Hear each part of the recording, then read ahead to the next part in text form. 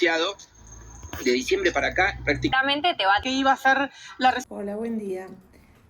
Durante todos estos días yo estuve recibiendo, bueno, un montón de memes y bueno, copas de champán de brindis. Y yo realmente pensé que, en definitiva, yo no puedo festejar cuando alguien va preso, porque decididamente no es mi estilo festejarlo.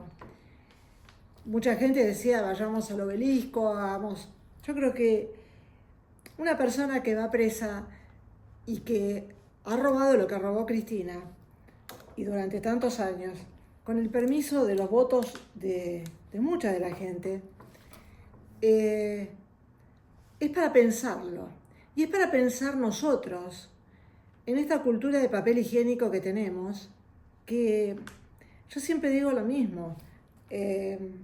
No es solamente un cambio de ideología lo que tenemos que tener, sino es un cambio claramente cultural. La verdad me sorprendió y me sorprende claramente porque vi gente con este famoso metamensaje, un Rolando Graña que diga y que cuestione la sentencia de los jueces de la corte. Rolando Graña, que yo sepa, no es abogado, y si es abogado realmente, bueno, es un buen periodista, ¿qué puedo decirlo? Sentado muy seriamente en el programa de Pamela David, que la verdad, a mí me sorprende el tema de cuánto salame está sentado hablando y opinando de este dictamen. Bueno, ni hablemos de la histeria real de Marcela Feudale defendiendo lo indefendible. Yo creo que más allá del triste papel de ella como reidora, que dice que es historiadora, y después me voy a referir al tema de la historia, realmente, de estos robos en la Argentina, ella en un momento determinado habla de la fortuna que puede hacer una persona dentro de la política, multimillonaria en dólares, que hicieron el matrimonio Kirchner. Yo tengo que explicarle, creo que está en todos los diarios de la época, que los 680 millones de dólares de regalías petroleras, que creo que era Masachesi el gobernador, que así era el apellido, me parece que no tiene nada que ver con el conductor y demás, había reclamado y venía reclamando por años, y Menem se los entregó. Y esos 680 millones de dólares al Consejo de Cavallo, porque en ese momento Cristina y Néstor eran muy admiradores de Domingo Cavallo, o sea, eran de derecha en ese momento. Antes habían sido militaristas, porque eran muy amigos también del interventor de Santa Cruz. Que también le tengo que explicar un tema. Cuando ella habla de la 1050, que D'Alessandro le comenta y demás, hay que aclararle que lo que ellos hacían era ir a ejecutar a esa gente y le compraban por 3 mangos la deuda. O sea, es un negocio prístino, si los hay para esta señora, no lo sé.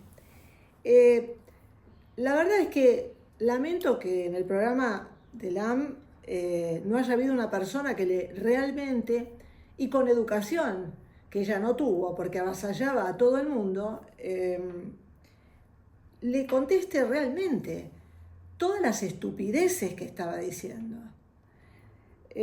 Bueno, no voy a extenderme en esta mujer porque creo que el fanatismo la ciega y además la lleva a un pozo de ignorancia absoluta. Bueno, podría decir de Pañi.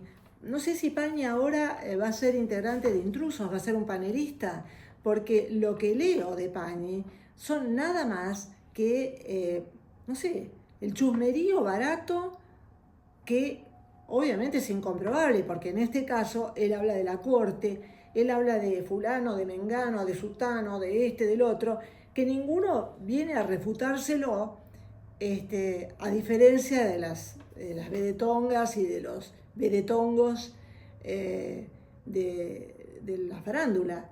Pero la verdad que merece realmente, porque la definición que tiene, y el último editorial, larguísimo si los hay, realmente da mérito para una buena charla de peluquería, ¿no?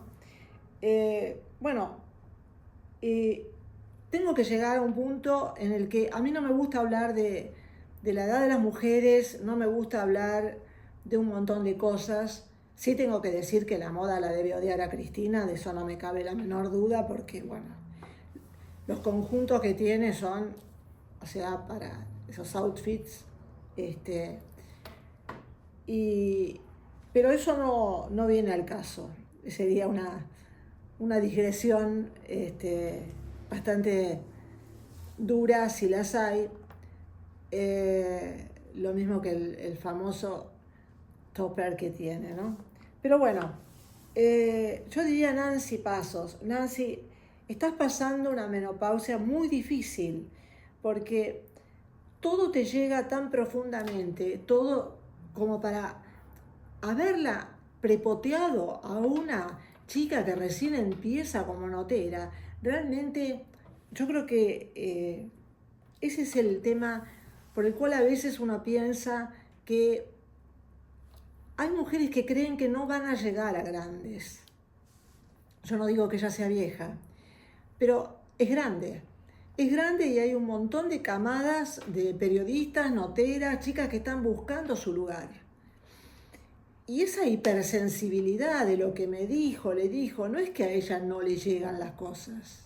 No es que a ella decididamente está superada de todo, y cuando habla con esa superación absoluta, como si hablara desde el más allá del mundo periodístico, político. Da lástima, que me disculpe. Yo he tenido oportunidad de verla, y en forma personal, en el diario Vivir, hace bastantes años, y realmente muchas de las cosas en las que ella se embarca no eran así. Pero bueno, yo tampoco creo, y tampoco voy a criticar a las personas que cambian de posición ideológica, pero me pregunto si su posición ideológica es por resentimiento o es porque definitivamente, como habla mal de este gobierno, en el único lugar donde tiene cabida es en Radio 10 y C5N. Y ahora, bueno, en Telefe, para hacer este conflicto, digamos, con Mariana Bray, creo que es, sí. No quiero ningunearla, simplemente no le conocía el nombre. Después, otra de las cosas que no entiendo, por qué razón en un programa de Débora Plager, donde ella es conductora, entrevistan a una chica y la traen, una tal Ariana, que es de la UBA y que no tiene absolutamente lauro como para estar sentada opinando de algo que no sabe. Si quieren dejarla en evidencia, pobre chica, realmente no tiene muy buena formación.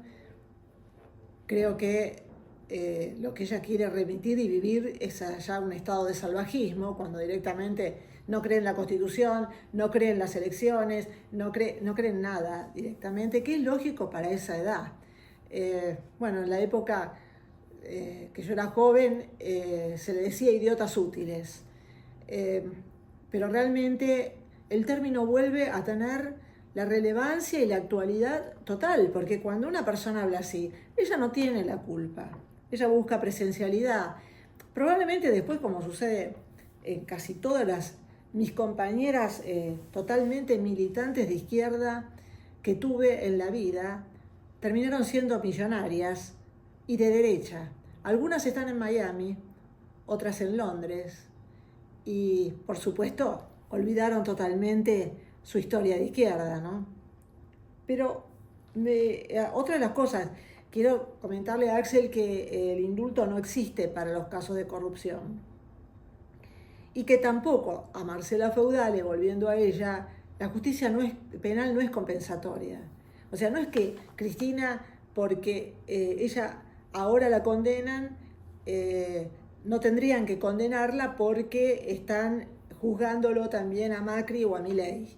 La realidad es que no se compensan las penas. Ella será condenada y los demás serán juzgados y condenados si cabe.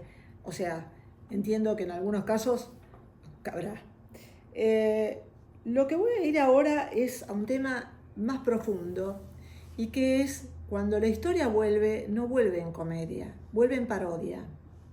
Y Rukauf, en uno de los tantos lugares a los que fue invitado, volvió a decir que esta casa en Constitución iba a ser la puerta de hierro de Cristina.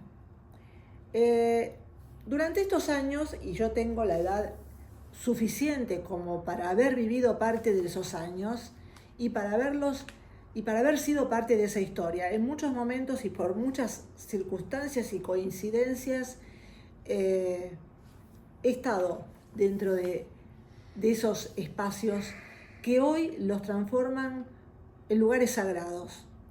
De alguna manera tengo que decir que también mi familia, de alguna manera, también participó de esa historia y bueno, creo que tengo la suficiente credibilidad y la suficiente autoridad como para decirle al señor Rukauf dos cosas o varias cosas.